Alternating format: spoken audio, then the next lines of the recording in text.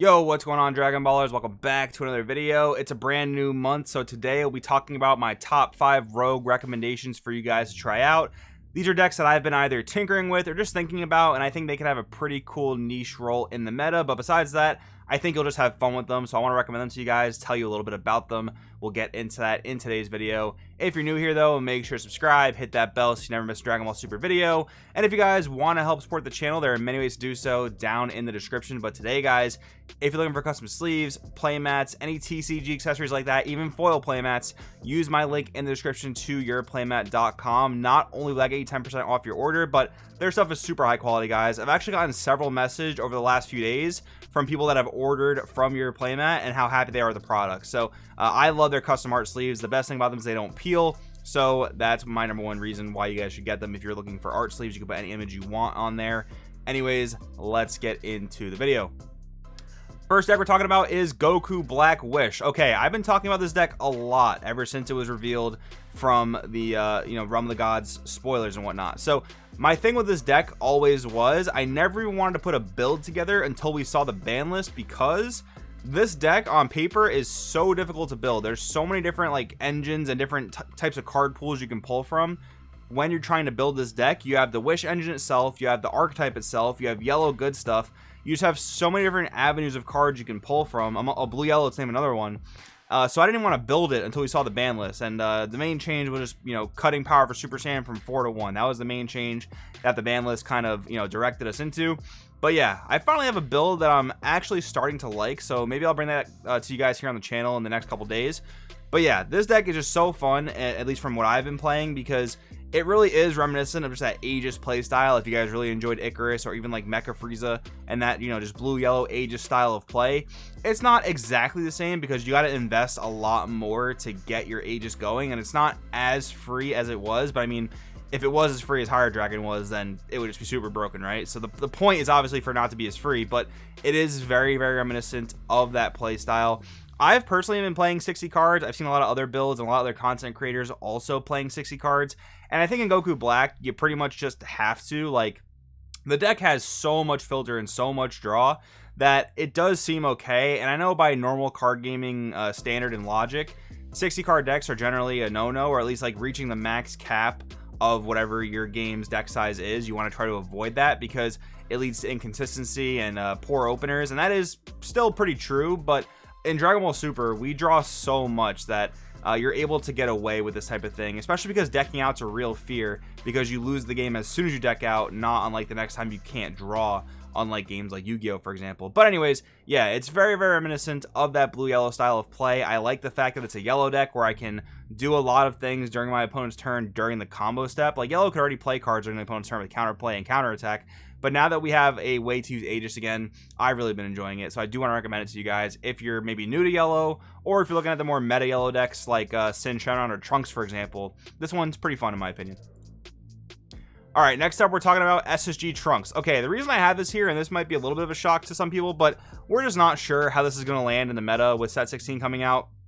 The main thing here is, are you going to play SSG Trunks, or are you going to play the actual Gogeta Xeno leader for your Gogeta Xeno oriented deck, at least in the more like competitive perspective, right? You could totally play an SSG Trunks deck and just play the engine that comes in Realm of the Gods, or maybe even like the Gohanks engine that never really kind of took off the ground. But yeah, the way I'm looking at it is, how is this going to facilitate the Gogeta Xeno engine compared to the actual Gogeta Xeno leader?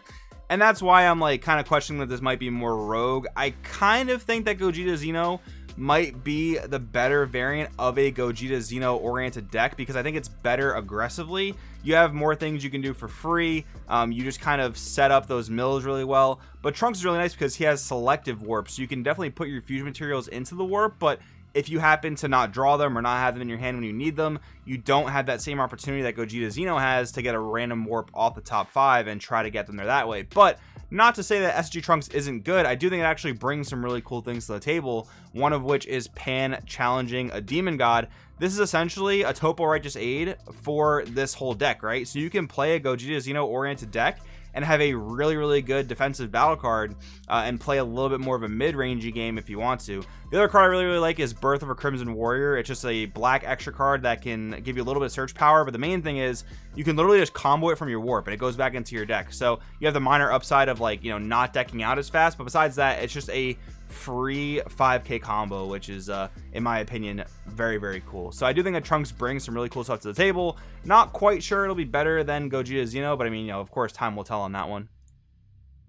Then we have Blue Caba. Okay, so this one I think is going to take a lot of people by surprise. Blue Caba is a deck that I think a lot of people had really high hopes for going into this year's national format, and it ended up underperforming pretty severely. It just wasn't as good as decks like Higher Dragon or as Soul Striker. You know, these types of decks that could house, you know, blue yellow or even mono blue or mono yellow engines. They just seem to do it way better than SS Caba. But I still think SS Caba is a very fun and unique deck to try, because I think it kind of gives you that aggressive element that blue or at least Soul Striker decks don't really have, because you're really incentivized to just arrival all the time in this deck. And I do think it's a good deck, don't get me wrong. I think it's still a solid deck.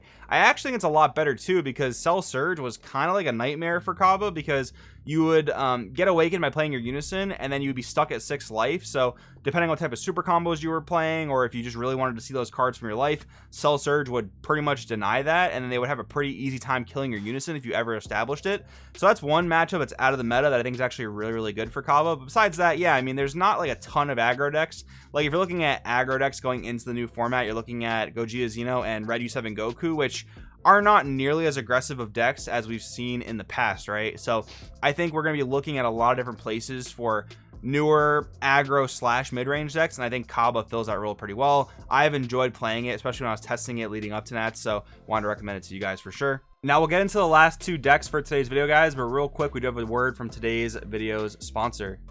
Yo, Dragon Ballers, real quick, I need to let you guys know about 2 events that are coming up soon, being hosted by PPG. All the info will be down in the description, but we have the Dragon Ball Super Card Game Fest from March 26th to the 27th. This is going to be the first ever event where they are trying out the sideboarded best of 1 format. Besides that, it'll just be a celebration of the Dragon Ball Super Card Game, so you're not going to want to miss it. The other one is for organized play through the Pro Play Tour. We have the regional qualifier April 2nd in Kentucky, shots to the Midwest, so you're definitely not going to want to miss that. Shout out to PPG because they run awesome tournaments, but also besides that, this is the thing I've been concerned about in the past, where these tournaments just don't get enough advertisement. So shout out to PPG for doing more and putting in more work to advertise these events. I hope to see you guys there. Let's get back into the video.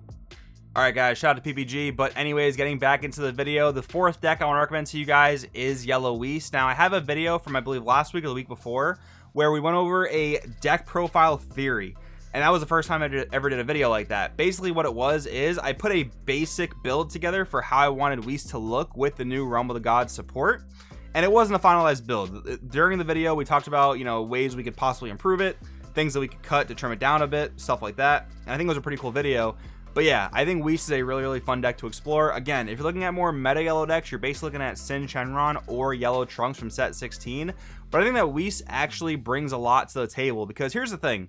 When you're looking at like the yellow good stuff deck style, that's not really that much of a thing anymore. And here's what I mean by that. Trunks, you have to really invest a lot more than you did for Icarus or Mecha Frieza. You have to invest a lot more into that actual engine to get the most value out of the leader.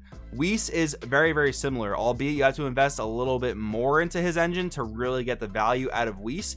I do think it's a worthwhile engine. A lot of cards in the deck and the new support cards just do really strong stuff for Whis. So I recommend taking a look at that. Definitely take a look at the video that I posted for Whis if you want to see more information about what I was thinking. Also, there is some blue-yellow support sort of in set 16 for it. Like you could mess around with it, but the build I was messing around with mono-yellow. So yeah, if you want to go blue-yellow, that's possibly a route you could take, although there's probably not a great Aegis card to play if you're looking for something with Aegis.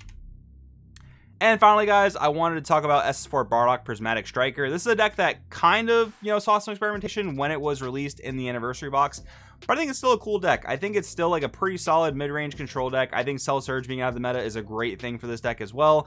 And there's just so many cool cards you can experiment with, right? Like the one problem with the deck is that it builds itself for the most part, and that's not even that much of a problem, but it ends up taking so many slots just to make sure you can run the deck effectively and see all the energy that you need to see.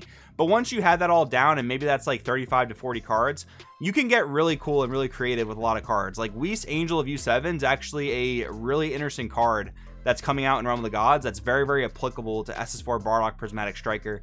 It's almost like a testing the opposition for this type of deck, right? And I guess to be fair, Black is getting their own version of testing the opposition, but this one doesn't really care what life total you're at as long as you have the appropriate energy charged, right? So just cards like that I think are really cool to experiment with. And of course you could play like Zamasu the Eliminator. You can play just about any multicolor card as long as you're able to get that energy down and charged. I think it's a pretty cool deck to mess with. But anyways, guys, hope you enjoyed today's video. Let me know what rogue decks you guys are playing down in the comments below. I'll see you guys in the next video. Yo, Dragon Ballers, just want to say thank you guys for watching the video. I really, really appreciate it. If you liked the video, definitely consider dropping a like.